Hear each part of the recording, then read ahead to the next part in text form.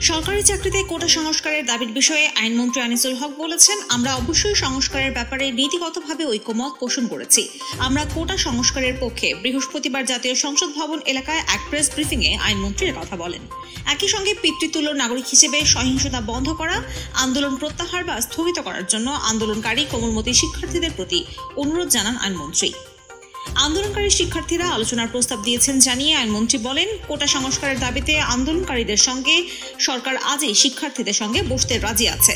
তিনি বলেন, প্রধানমন্ত্রী তাদের এই প্রস্তাবকে অভিনন্দন জানিয়েছেন। তাদের সঙ্গে আলোচনা করার জন্য প্রধানমন্ত্রী আমাকে ও শিক্ষামন্ত্রী মহিবুল হাসান চৌধুরীকে দায়িত্ব দিয়েছেন।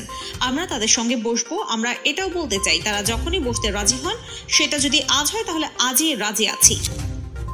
এই সংক্রান্ত মামলার শুনানি 7 আগস্ট হওয়ার কথা ছিল। সেই মামলার শুনানি এগিয়ে আনার জন্য প্রয়োজনীয় আইনি ব্যবস্থা নিতে প্রধানমন্ত্রী নির্দেশ দিয়েছেন বলে জানান আইনমন্ত্রী।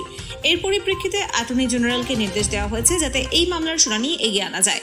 সেই বিষয়ে আপিল বিভাগে আগামী রোববার আবেদন করবেন। আইনমন্ত্রী বলেন, মামলাটি যখন শুনানি হবে তখন কোটার বিষয়ে একটা প্রস্তাব দেওয়া হবে।